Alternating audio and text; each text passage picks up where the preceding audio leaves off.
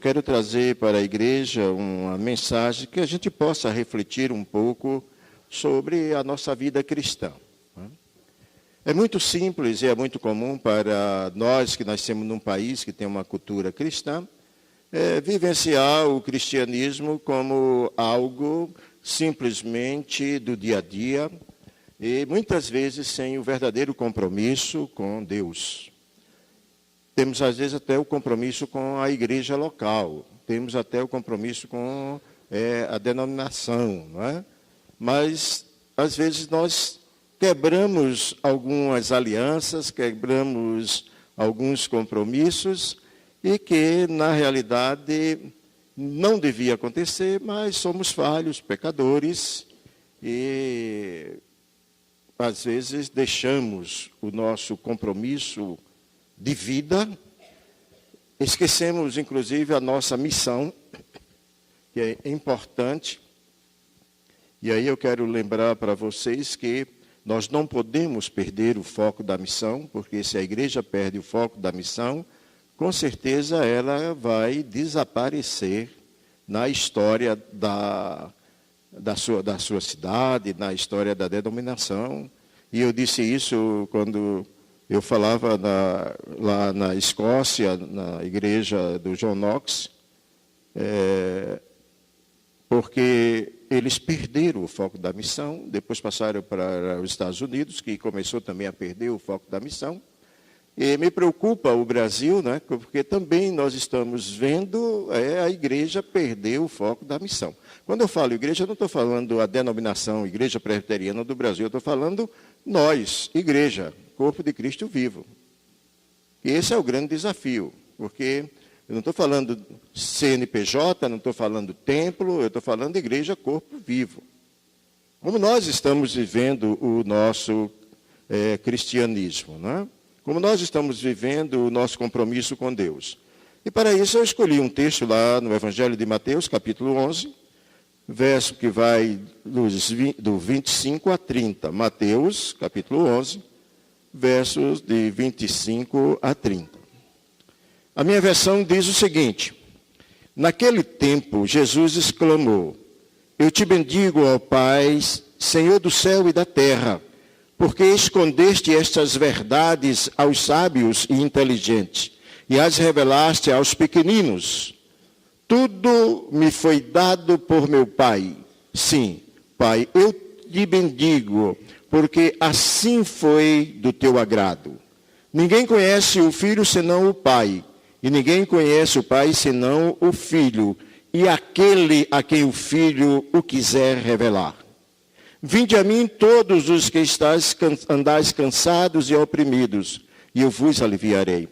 Tomai sobre vós o meu jugo, e aprendei de mim, que sou manso e humilde de coração, e encontrareis descanso para as vossas almas, porque o meu jugo é suave e minha carga é leve. Que o Senhor aplique em nosso coração a porção da sua palavra lida nesse instante. Primeiro nós vamos situar um pouco esse discurso de Jesus, né? Esse discurso está dentro de um contexto missionário, do envio de discípulos ao mundo para continuarem a obra libertadora do Senhor Jesus, como registra o capítulo 9 de Mateus. Então, Jesus está falando para os seus discípulos, mas também está falando para nós hoje a respeito da questão missionária da igreja. No geral, nós temos uma ideia de missões para aquele que sai do seu lugar e vai para uma determinada região para anunciar o Evangelho. E aí nós olhamos para essas pessoas como sendo elas missionárias e que nós somos apenas colaboradores e sustentadores da obra do Evangelho. Isso é um conceito errado de missões. Porque nós, como igreja, todos fomos chamados para uma missão.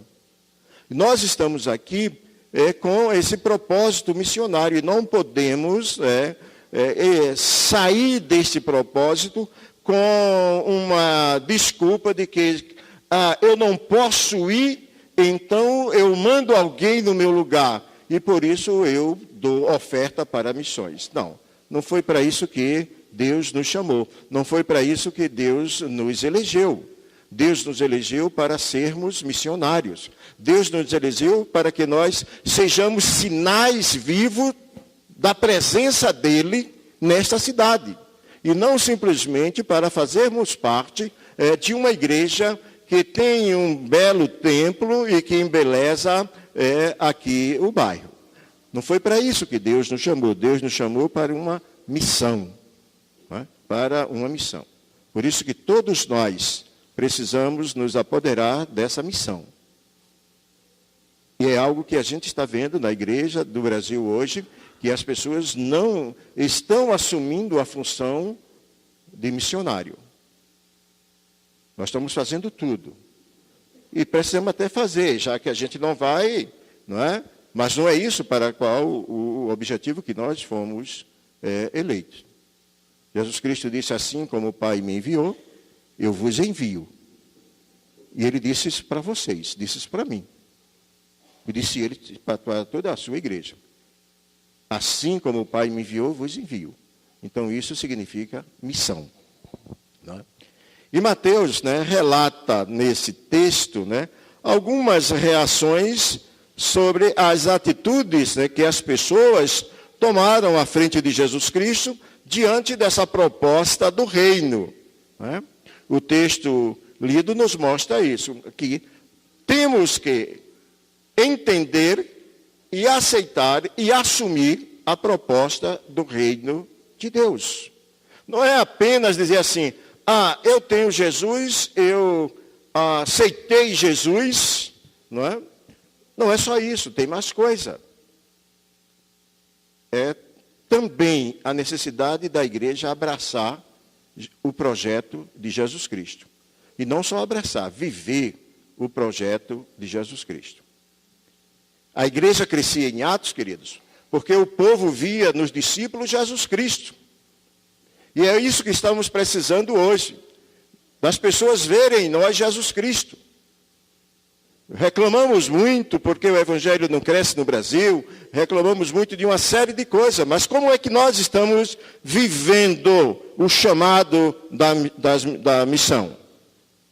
É interessante que versículos anteriores a esse que nós lemos, Jesus havia dirigido um veemente discurso de crítica aos habitantes de algumas cidades situadas em volta do lago de Tiberíades, principalmente a Coroazim, a Betsaida e Cafarnaum.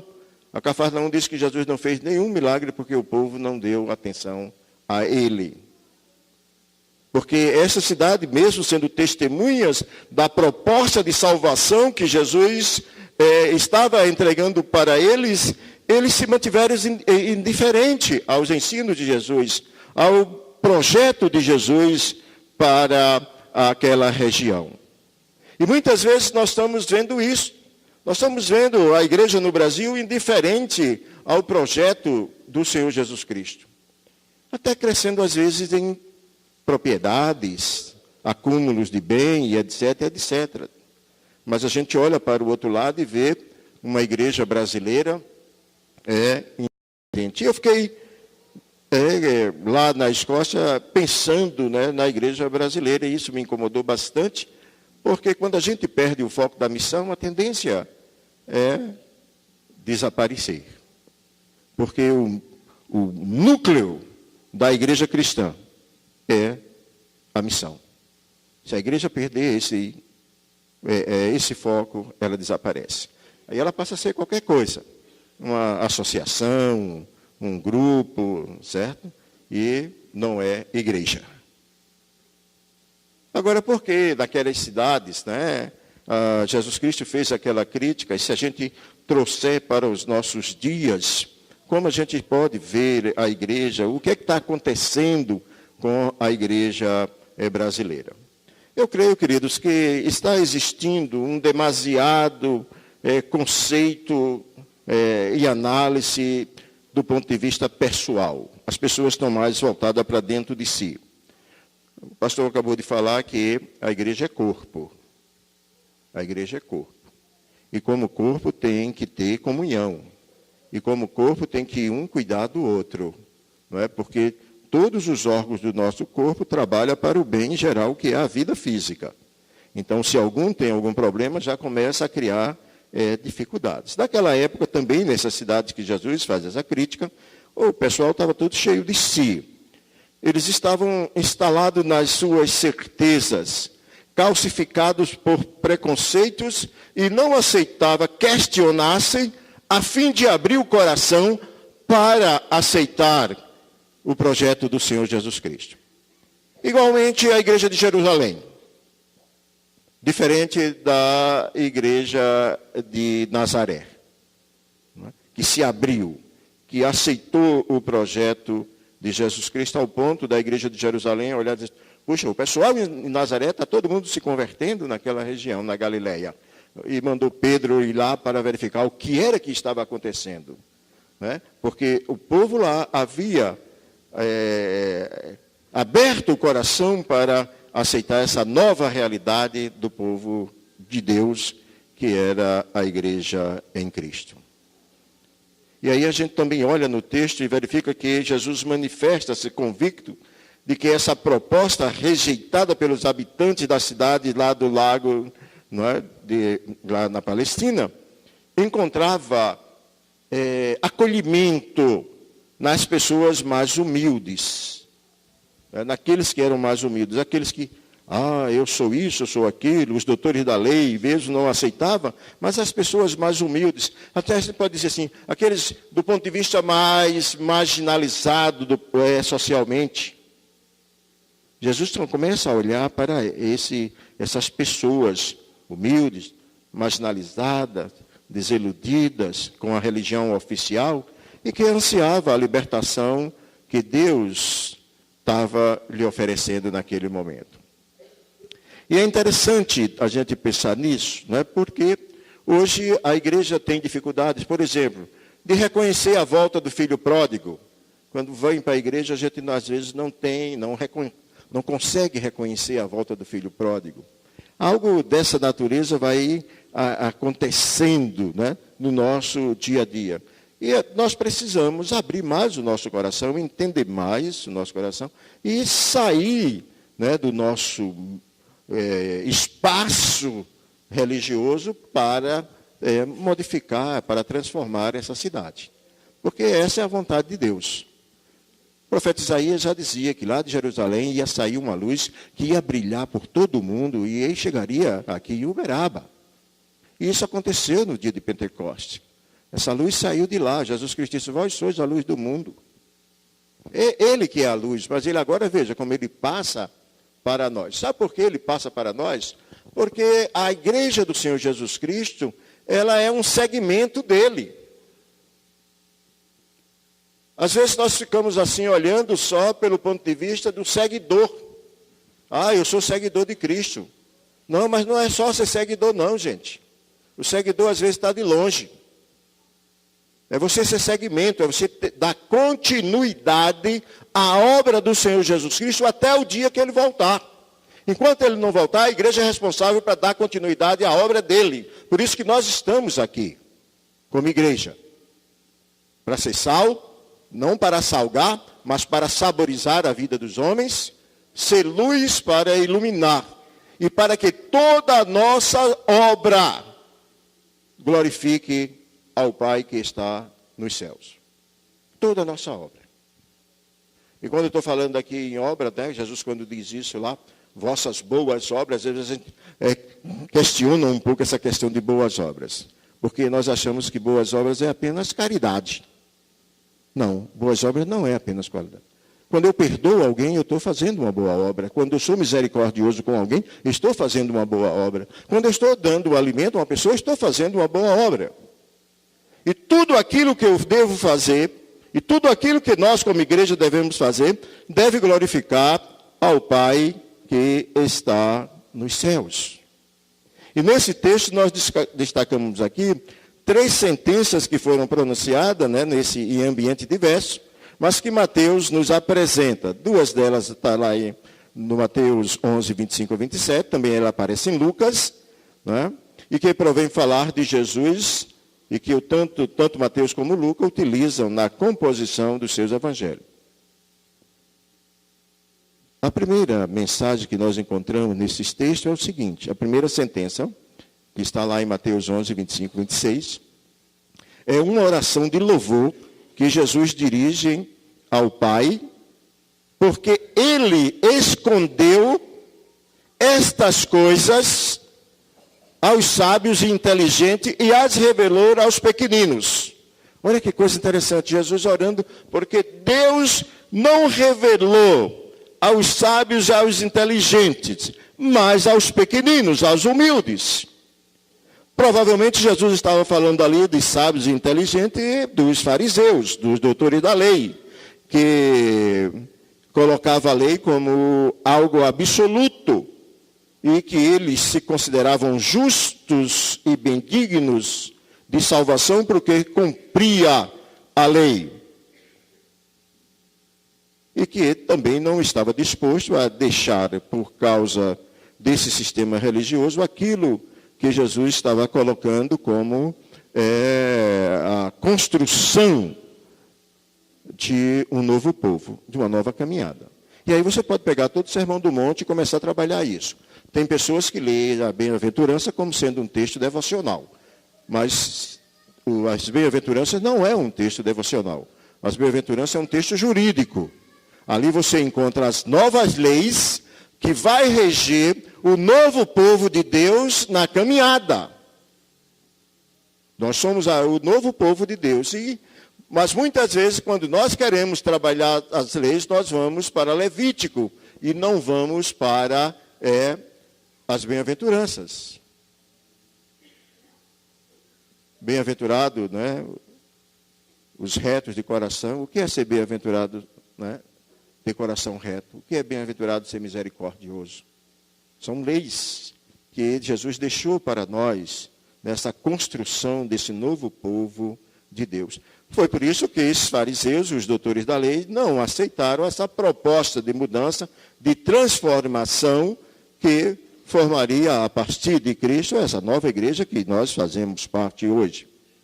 Os pequeninos são os discípulos, os primeiros a responderem de forma positivamente à oferta do reino. E quando a gente começa a olhar, né, Jesus vai escolhendo lá da Galileia e não de Jerusalém os seus discípulos. Eu acho isso espetacular, porque Jesus vai trazer da Galileia, quando todo mundo dizia, será que vem coisa boa da Galileia? Nazaré fica na Galileia. Será que vem alguma coisa da Galileia boa? É lá que Jesus vai chamar os seus discípulos, os pequeninos. E ainda eu acho algo extraordinário, porque Jesus, ao ressuscitar, disse, eu quero me reunir com vocês na Galileia. Eu não quero ir reunir com vocês em Jerusalém, mas na Galileia. Por que Galileia? Porque Galileia era uma igreja que abraçava todos os povos. Galileia era caminho de povos de várias nações, passava pela Galileia. De povos de vários conceitos religiosos, passava pela Galileia. E Jesus entendeu que a igreja da Galileia era uma igreja aberta a todos e não a alguns. E isso é para mostrar para nós que a igreja não tem fronteira. A igreja tem que estar em todos os cantos. Ela tem que ir à classe alta da sociedade, à classe média e à classe baixa da sociedade do ponto de vista econômico. E esse povo lá começou a responder o chamado de Jesus Cristo. Não só os humildes de coração, mas aqueles que eram marginalizados, né? É interessante, a gente olha para Samaria, né, ou Samária, e os judeus rejeitavam tudo deles. Mas Jesus também vai fazer muitas transformações lá. Povo considerado maldito, né, pelos os judeus, porque a lei os considerava dessa forma. Não sei quantos de vocês sabem, mas os judeus pegaram os 10 mandamentos e transformaram em 613 mandamentos. Então, cumprir 613 mandamentos, se 10 já era complicado, imagine agora 613. Então, o que acontecia? As pessoas não conseguiam cumprir a lei.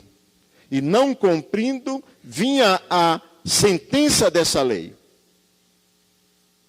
E aí, o que acontecia para os fariseus, para os doutores da lei, essas pessoas são rejeitadas. Elas não têm direito de chegar perto de Deus. A gente verifica também em Mateus 11, 27, né, que relaciona-se com a sentença anterior, e explica que o encontro, o que é escondido aos sábios e inteligentes e revelado aos pequeninos. Trata-se, nem mais nem menos, do conhecimento de Deus. Isto é, uma experiência profunda e íntima com Deus. O que é escondido desses doutores, desses sábios, desses inteligentes, é o conhecimento de Deus. E esse conhecimento de Deus aqui não é outra coisa de que eles não tinham a experiência profunda e íntima com Deus.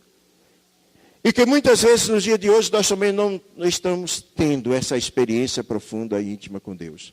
Não estamos percebendo a presença de Deus no nosso meio.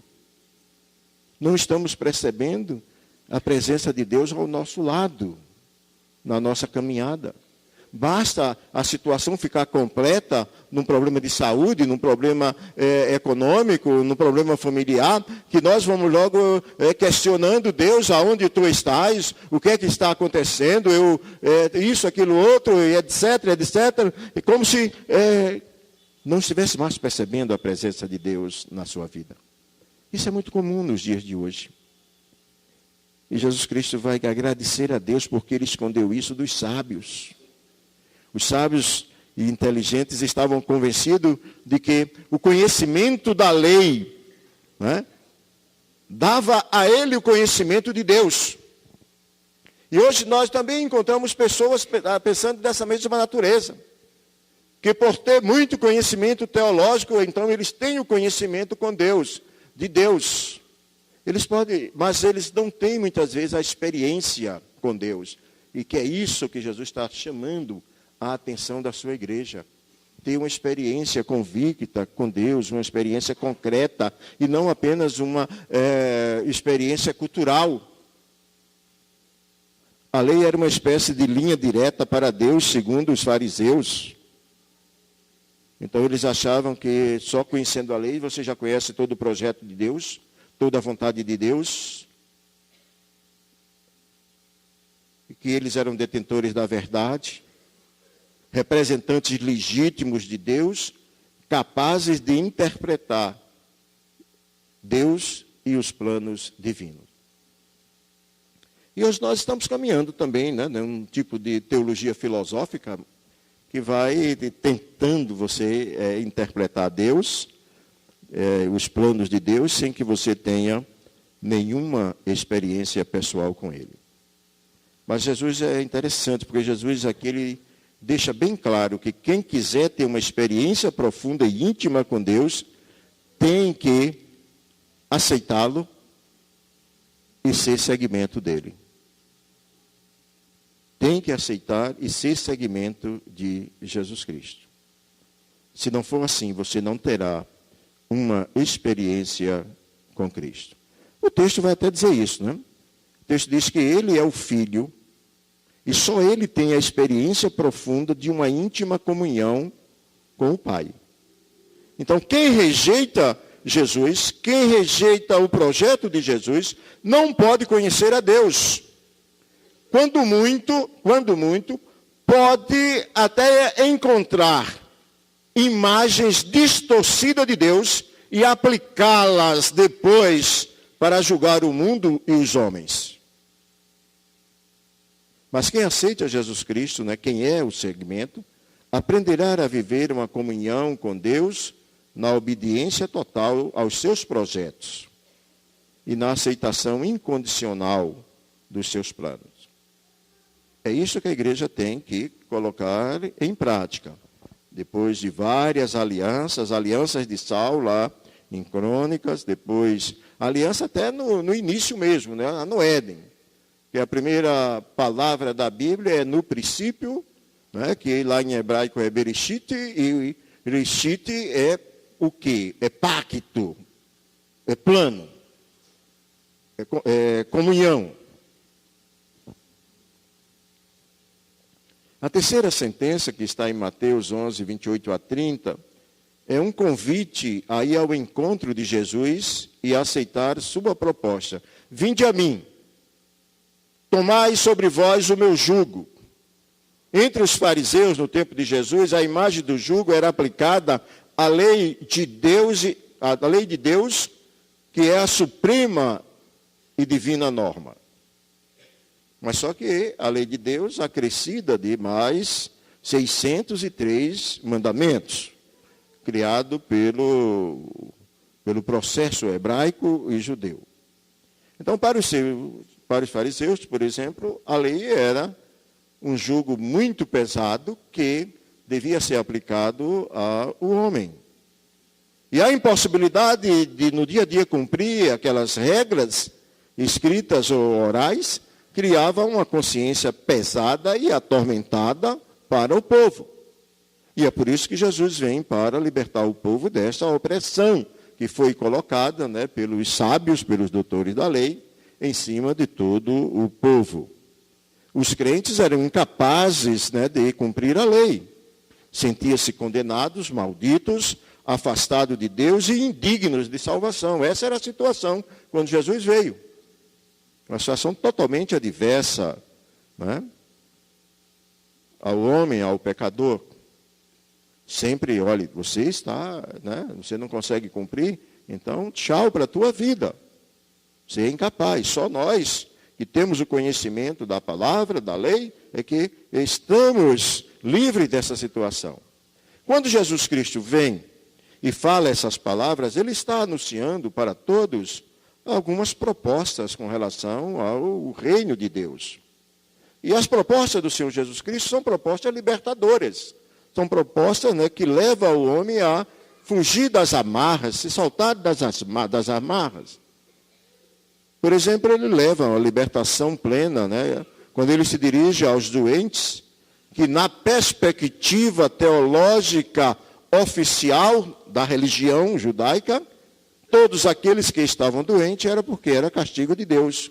E Jesus vai dizer que não era castigo de Deus. Perguntado certa ocasião sobre um cego de nascença, quem havia pecado, se ele ou o pai, né? Jesus vai dizer que nem ele nem o pai. Isso era para a manifestação da glória de Deus. Né? Então essa ideia de que dizer você está doente porque você é pecador, é um castigo, Jesus veio a acabar, a aniquilar essa situação. Jesus também se dirigindo aos pecadores, né, que veio libertá-lo, os publicanos, as pecadoras, né, e todos aqueles que tinham publicamente comportamento religioso incorreto, Jesus vai lá e também liberta essas pessoas no cumprimento da lei dele, ele cumprindo a lei por mim. E isso é interessante, porque na proposta de Deus, né, na economia de Deus com relação à salvação, é algo que a gente não pode e não sabe entender. Porque o castigo do pecador é a morte. Aí em Cristo Jesus, Deus nos dá a vida, totalmente inverso. Né? Totalmente inverso daquilo que merecemos. Ao povo simples de um país, Jesus vai mostrar que a dureza da vida que levava não podia, né, de acordo com os ritos dos doutores da lei, cumprir todo o rito da religião. E aí eles estavam excluídos e amaldiçoados. E Jesus Cristo também vai contestar essa colocação. Nós temos, às vezes, algumas dificuldades, porque nós queremos colocar como dicotomia, né, a justiça e o amor de Deus. E, na realidade, não existe essa dicotomia, né, no meu pensar, de que a justiça é o extremo do amor de Deus. No meu entendimento, o amor de Deus é o que está lá em cima, porque Deus é amor. Justiça é apenas algo que sai do amor de Deus, a misericórdia é algo que sai do amor de Deus, fosse no organograma, né? O perdão é algo que sai do amor de Deus, a misericórdia é algo que sai do amor de Deus, porque o amor de Deus supera todas as coisas. O amor de Deus supera todas as coisas. E é isso que Jesus vai trazer, né? E vai convidar as pessoas que se consideravam excluídas da presença de Deus, do amor de Deus. Jesus vai convidá-los agora a integrar este novo mundo, o reino de Deus. O reino de Deus. E aí essa eleição para participar do reino de Deus faz com que eu e você saia pelo mundo mostrando o reino de Deus às pessoas. Mas como é que como as pessoas conseguem ver o reino de Deus em mim, o reino de Deus em vocês? É simples dizer, o reino de Deus está dentro de nós. Nós somos morada do Espírito. Mas como é que as pessoas estão vendo isso? Como é que a população dessa cidade está vendo vocês aqui sendo testemunho vivo do reino de Deus? São grandes desafios para a igreja de hoje. Não adianta você dizer para alguém, Jesus te ama, se você não ama aquela pessoa. Certa ocasião, um rapaz passou por mim e disse, Senhor, Jesus te ama. E eu disse, eu sei, agora eu quero saber se você me ama. Ele ficou todo sem jeito. Por que eu vou amar um homem? Porque nem a experiência de amor, às vezes nós não conhecemos. Nós conhecemos muito mais o amor romântico do dia dos namorados, do dia das mães, do que o amor bíblico. Essa é a grande barreira que nós encontramos para amar. Porque a gente só pensa em amor do ponto de vista do romântico, do amor latino. E na Bíblia não tem espaço para o amor latino. A Bíblia tem espaço para o amor em que você se doa ao outro. Quando você se dá ao outro. E é nessa nova dinâmica que Jesus faz a proposta para que o seu povo seja um povo alegre, seja um povo feliz, né? Um povo que, tendo o Senhor Jesus Cristo, se complete do ponto de vista espiritual. Por isso que a proposta do reino é uma proposta reservada a uma classe determinada. É uma classe determinada. E é interessante isso. Agora, qual é essa classe? É a classe dos eleitos. Agora, dentro dessa classe, e aí a gente vai, né, tem algumas pessoas que acham, não, Jesus Cristo veio só para os pobres. Outro, não, Jesus Cristo veio para os ricos. Não, não existe essa dicotomia entre pobre e rico na proposta do reino de Deus. Não existe isso. A proposta do reino destina-se a todos os homens e mulheres, sem exceção. A todos aqueles que, como segmento de Cristo, têm o coração disponível para acolher essa proposta. E aí a gente vai lá para dar um salto lá no Apocalipse. Eis que estou à porta e bato. Se alguém abrir a porta, eu entrarei e cearei com ele. Isso estava sendo dito para uma igreja. Muitas vezes a gente usa esse versículo como evangelização. Mas não era para evangelização. Estava dizendo para os crentes. O que é abrir a porta? Abrir o coração. O que é cear? É receber essa proposta do Senhor Jesus Cristo e viver dela. É deixar Jesus entrar no teu coração e fazer com que você modifique a sua vida. É você dar testemunho do reino. Sabe quando é que o povo vê o reino de Deus dentro de você? Você está dirigindo. Você não estaciona no lugar do idoso, não estaciona no lugar do cadeirante, não é? Você não estaciona em cima da faixa, não é? Você respeita sinais, só falando como motorista, não é? Como profissional, quando você é um bom professor, o melhor professor. Quando você é médico, você é o melhor médico. Então as pessoas começam a ver o reino de Deus nas nossas vidas. Por isso que eles chegam e dizem para você, ô, fulano, você é uma bênção na minha vida. Quando isso começa a acontecer, é porque o povo está vendo o reino de Deus dentro de nós. Ah, essa igreja é uma bênção para a minha vida. O povo está vendo o reino de Deus na igreja. Então, são pequenas coisas que fazem com que a gente, muitas vezes, trabalhando negativamente para o reino de Deus. Né? Imagine você colocar no carro lá um adesivo, propriedade exclusiva do Senhor Jesus Cristo, e ir avançando o sinal, não respeitando nada. É melhor não ter isso no carro, tá? Só envergonhando o Evangelho. Não é? Melhor não ter. Tá? Então, gente, é importante que a gente entenda essa proposta do reino, porque ela é a nossa missão. E é destinada a todos os homens. Tá? Quando nós acolhemos a proposta de Jesus e seguimos, né, nós encontramos o Pai. Porque Jesus Cristo diz isso, que nós só encontramos o Pai nele. Porque Ele é quem conhece o Pai. Sem Ele não há como conhecer o Pai. Sem Ele nós não podemos nos tornar filhos de Deus. Sem Ele nós não temos a vida plena. Sem Ele nós não temos a salvação definitiva. Sem Ele nós não temos a felicidade total. E você poderá me perguntar, pastor, e como nós podemos aplicar isso à nossa vida? Considere algumas coisas. Primeiro, que os critérios de Deus são bem estranhos, visto pelas nossas lentes. Não é?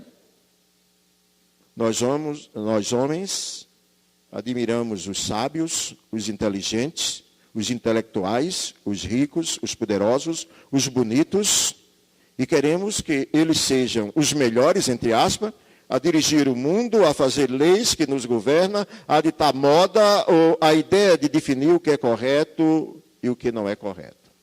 A nossa tendência humana é por aí.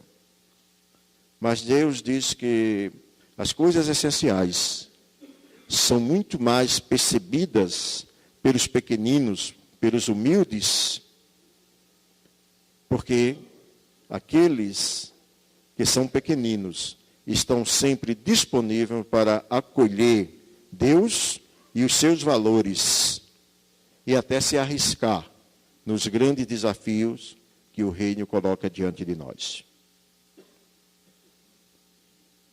Embora a gente saiba que no mundo de hoje os pequenos, os humildes, são ridicularizados, tratados como incapazes pelos nossos, entre aspas, iluminados, fazedores de opiniões, que tudo sabe e que procura impor ao mundo e aos outros as suas visões pessoais e os seus pseudos valores.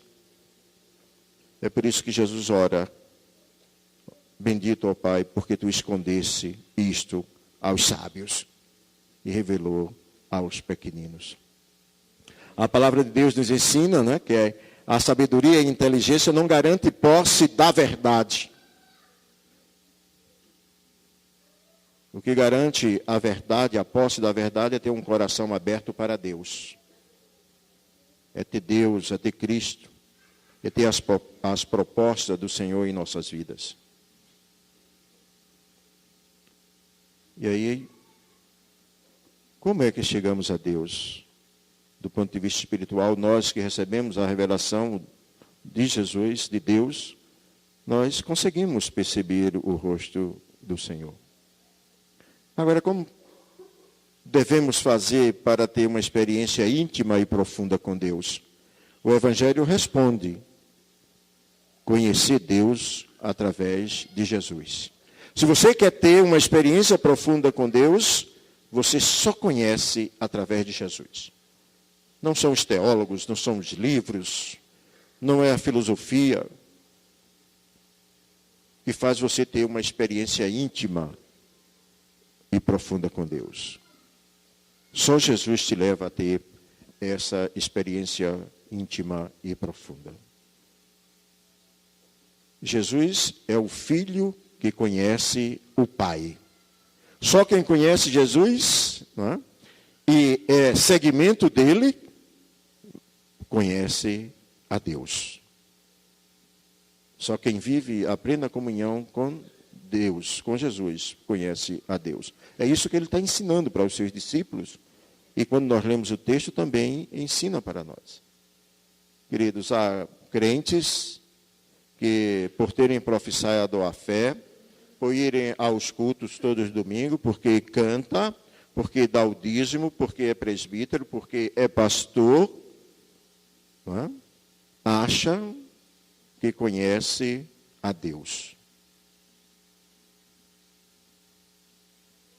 O que nos leva, como pastor, presbítero, diácono, a igreja como um todo, a conhecer a Deus, é uma comunhão concreta do ponto de vista espiritual, né, que até é a gente poderia dizer algo meio complicado, mas é uma de vida, não é?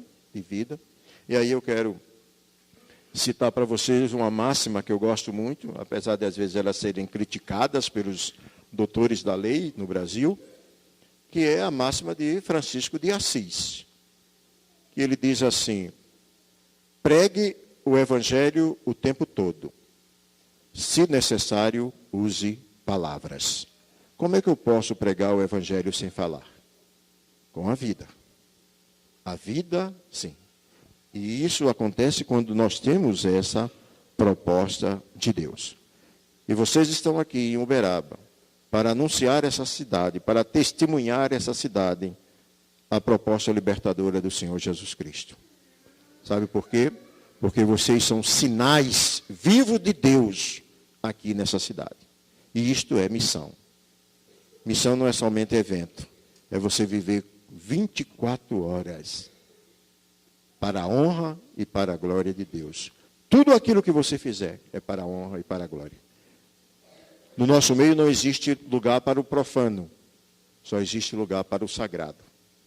Por isso que a nossa vida tem que ser uma vida segmento do Senhor Jesus. Porque assim como o Pai o enviou, aí ele disse, assim como o Pai me enviou, eu vos envio.